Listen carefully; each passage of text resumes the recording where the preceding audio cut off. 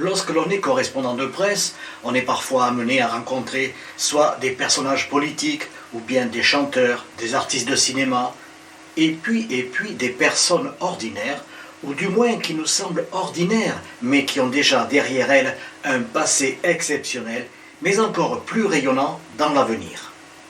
Alors si je vous parle de la NASA, de la Lune, de la planète Mars, oh, bien sûr, vous pensez que ce domaine est exceptionnellement réservé aux scientifiques, qu'il faut avoir des accréditations, des diplômes. Eh bien, oui. Et c'est ici, à Toulouse, où j'ai l'immense honneur de vous amener à la rencontre d'une très jeune femme exceptionnelle qui a de véritables ambitions et qui est sur la bonne trajectoire. Voici donc Mademoiselle Priyanka Das. Good morning, my name is Priyanka Das. I am from Second Manipal Institute of Technology. L'impossible est devenu possible. Les êtres humains sont nés explorateurs, cet instinct de dépasser les limites, ça fait partie de ce que nous sommes.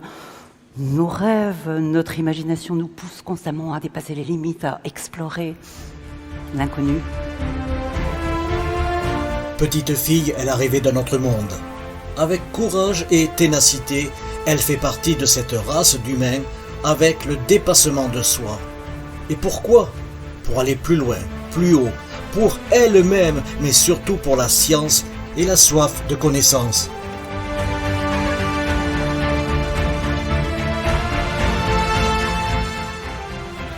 Coloniser l'espace ? Aujourd'hui, la fiction et la réalité ont fusionné. Notre Terre est en danger et surexploitée. Sans doute des réponses sont-elles ailleurs.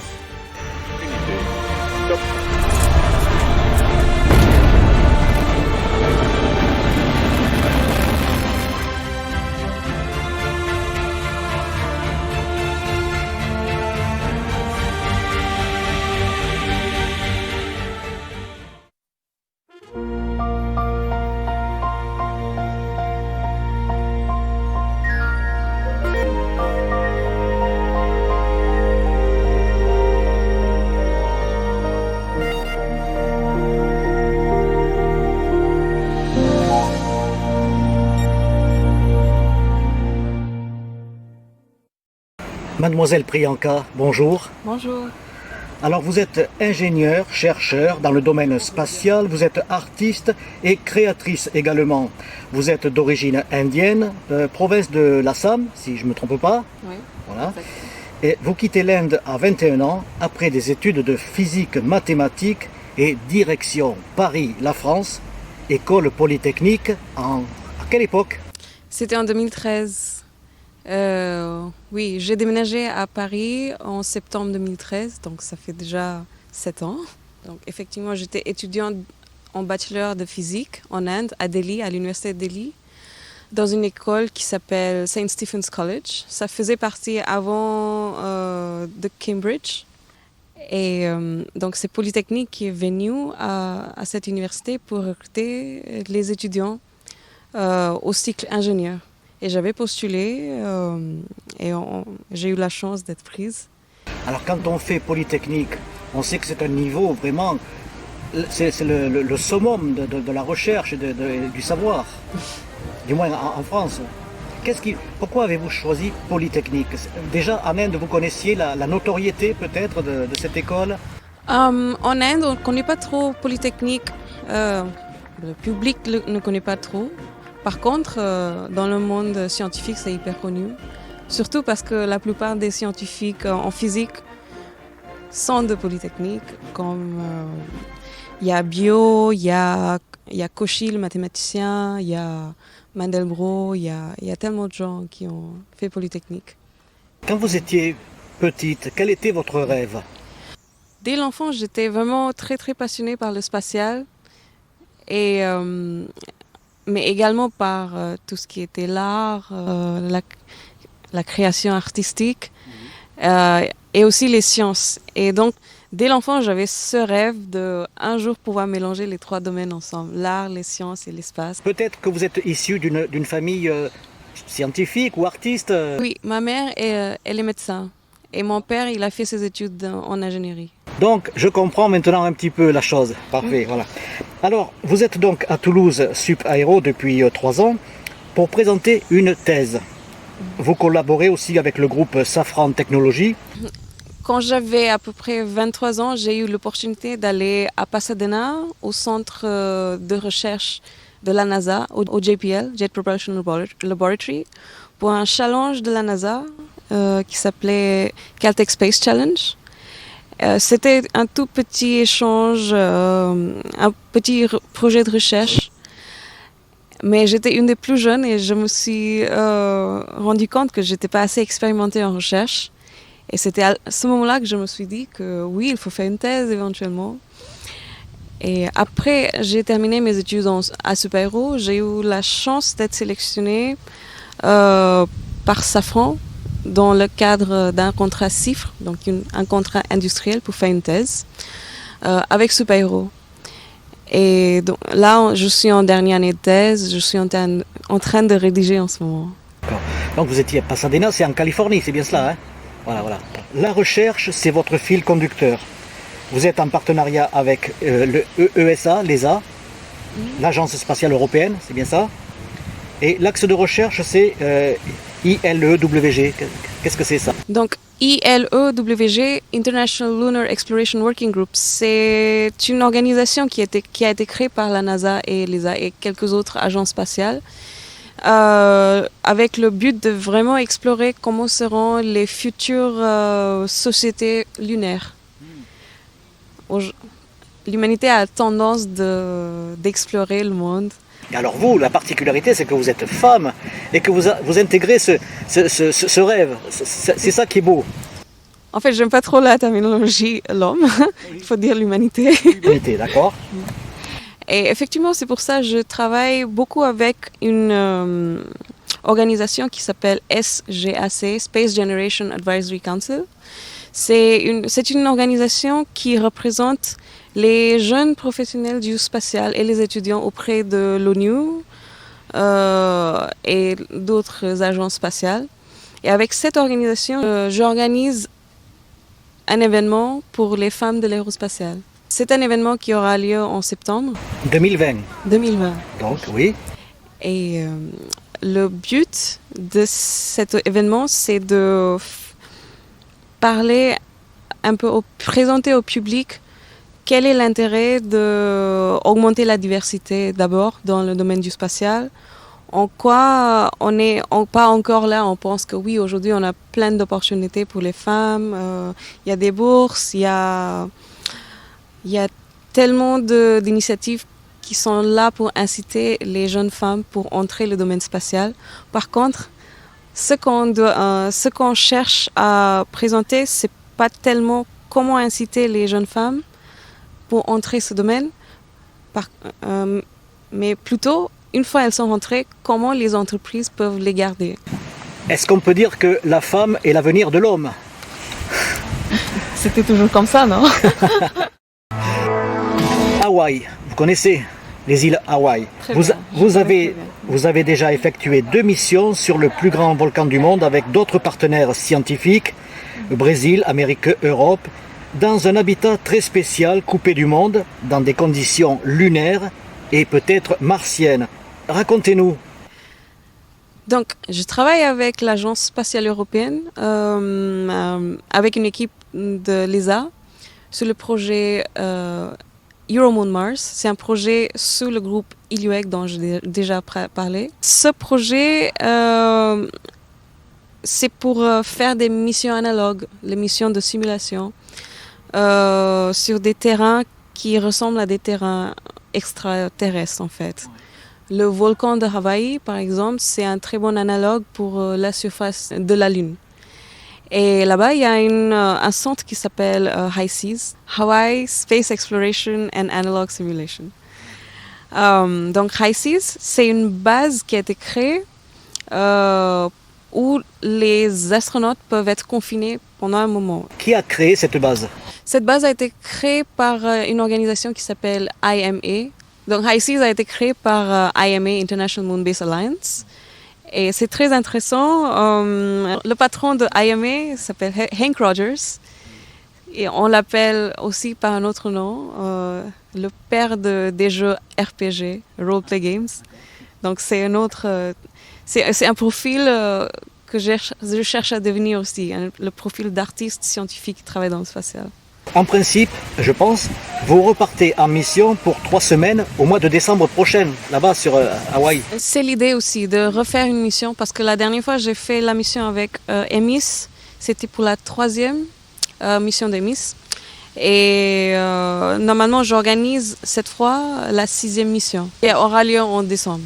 Et vous serez la commandante de bord ou capitaine, comment on appelle ça? Oui, la commandante. La commandante. Oui, commander. Pendant la 3e mission que j'ai fait, j'étais la commander in training. Donc, la commandante Mikhaila Musilova, elle est aussi la directrice de High Seas. Et c'est elle qui m'a entraînée comment être commandante, comment diriger l'équipe. C'est une équipe de quoi, 5-6 personnes à peu près? On était 6 personnes. Oui, voilà. Et de différentes nationalités. Oui, normalement. Hein, j'ai vu des reportages avec un jeune homme, un Brésilien. Notre équipe était très diverse. On était déjà 3 femmes et 3 Oui, il y avait des filles, c'est ça, oui, oui. Il y avait un Brésilien, une femme hawaïenne, Oui. une Slovaquienne Slovaquie. et 2 frères. Donc il y a la mixité. Donc dans ce globe-là, il y a la mixité. Oui, oui, oui. Et vous vivez ensemble, bien sûr, là. Hein? Oui, et c'est très très important d'étudier ça parce que il faut aussi faire plein d'études sur la psychologie en équipe lors des confinements. Et on a trouvé que notre équipe était vraiment une super jolie Super équipe. Oui, j'ai vu les photos de groupe après, avec le drapeau, tout ça. Et puis ce jeune Brésilien barbu, là, il est beau, hein? Je l'ai vu. Bon, alors, lors de ces missions, lunaires ou martiennes, vous êtes dans une combinaison spatiale en quelque sorte. Oui, on a simulé un peu les conditions sur la Lune, par exemple. Donc on avait effectivement une combinaison. Est-ce que c'est lourd à porter? Casque. Est-ce que ça pèse? C'est lourd? Oui. En fait, on portait un sac. C'était juste pour faire une simulation en fait. D'accord. Donc, ça représente quoi? 30 kilos? 20 plutôt. Oui. À propos de combinaison, est-ce que vous connaissez la nouvelle qui est réalisée par la société française, la COMEX? C'est la nouvelle combinaison pour la destination Mars 2030. Oui. Vous la connaissez? J'en ai entendu parler. Oui. Avec des armatures très faciles. Tout. Oui. Ouais. C'est beau ça. Il y a SpaceX aussi qui a créé... SpaceX, oui. Ah oui, bien sûr. Forcément. Voilà.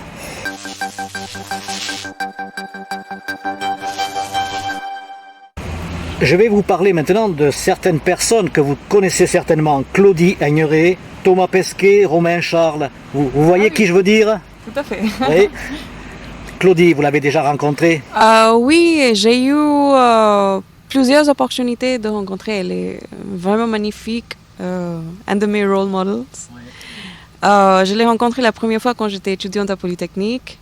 Et ensuite, une fois au CNES, j'ai assisté à une conférence. Et on souhaite aussi l'inviter pour notre événement Femmes de l'aérospatiale qui s'appelle Our Giant Leap. Alors, je vois dans vos yeux, je dis bien, je vois dans vos yeux, il y a une destination lointaine. Le voyage dans l'espace, est-ce que ça serait un aboutissement? La Lune et pourquoi pas Mars? Est-ce que vous y pensez?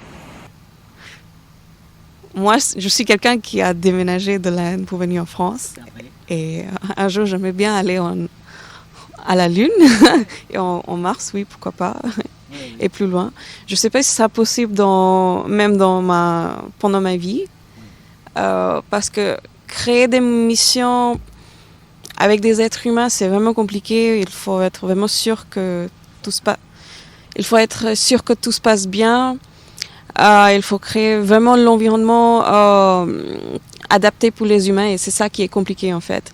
Et c'est pour ça, à mon avis, c'est important d'abord de tester sur la Lune, si on peut au moins créer une base lunaire. Voilà, le premier pas. Oui, le premier pas, exactement. On va dire le véritable pas scientifique.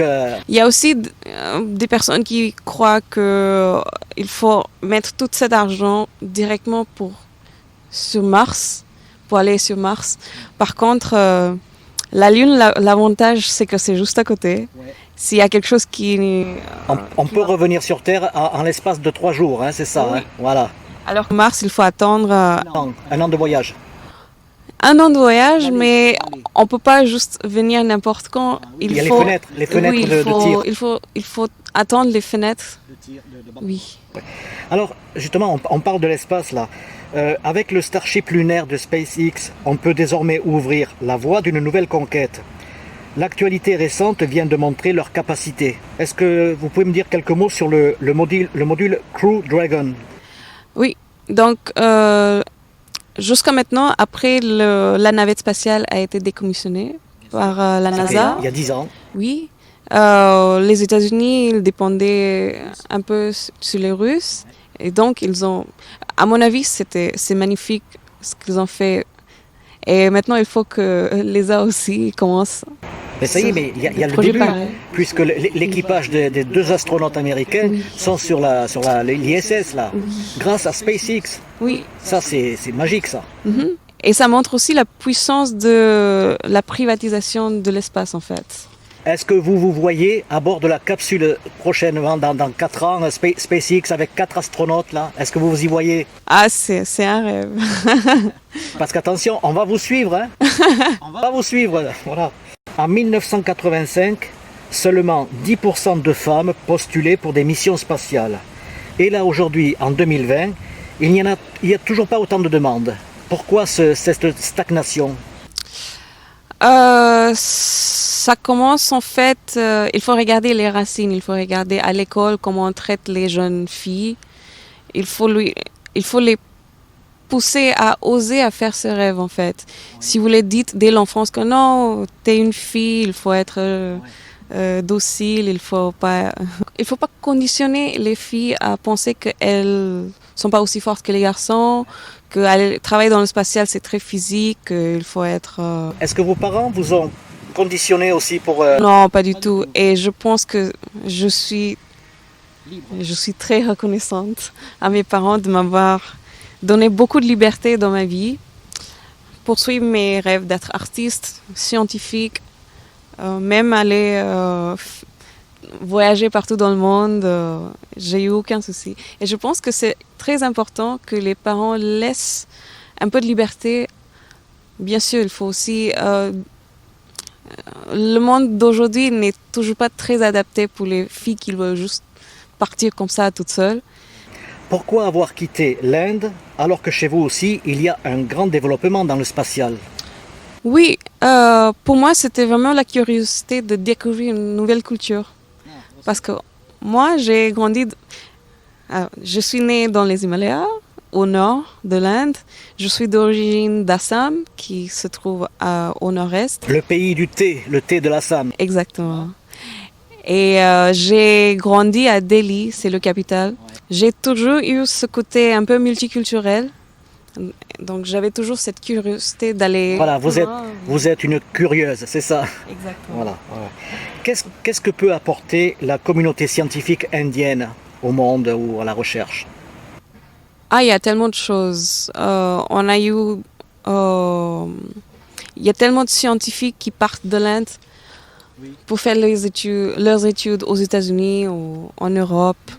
Oui, même ISRO, ils ont montré plein d'avancées dans le domaine du spatial. Par exemple, la mission de Chandrayaan qui a découvert qu'il y avait de l'eau sur la Lune.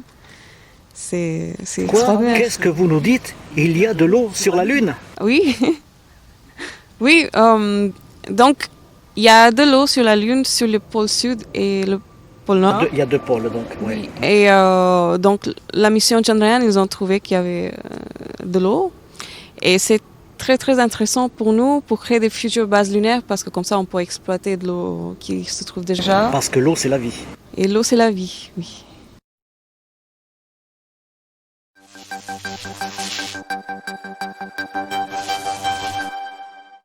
Eh bien Priyanka, nous sommes arrivés à la fin de cette interview.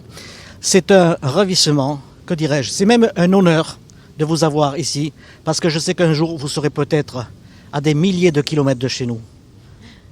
L'honneur est le mien aussi. Oui. J'ai pas donné beaucoup d'interviews en français avant, parce que c'est pas vraiment ma langue maternelle. Mais c'est vraiment un honneur d'avoir ces opportunités.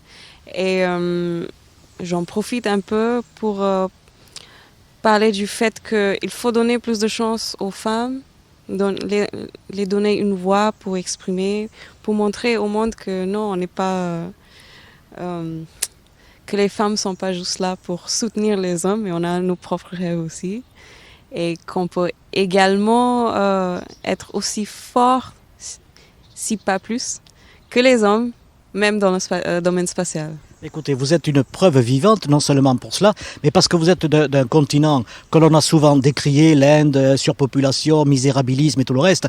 Ben non, la preuve, c'est que vous êtes donc la personne vivante qui est là, qui a des idées complètement dingues, farfelues. Oui, juste à peine un mot. Je crois que vous avez un autre projet aussi de réunir les femmes scientifiques sur l'Antarctique, c'est ça ?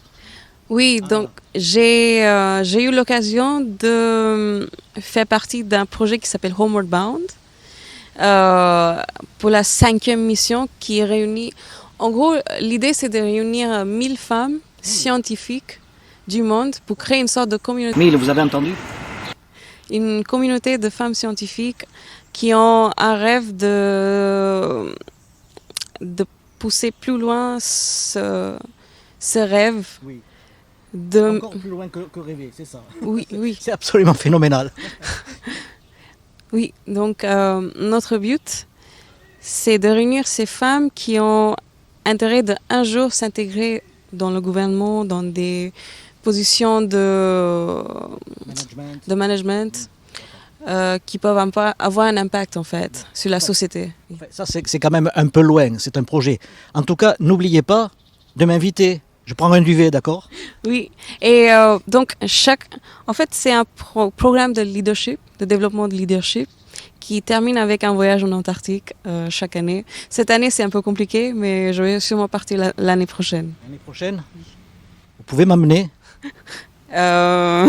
C'est pour les femmes, désolé. Mais moi, je vous mets en valeur, n'oubliez pas, je suis là pour ça. En tout cas, merci Priyanka, merci. Et comme on dit chez vous, namasté. Voilà. Namasté, Christian. Voilà, merci.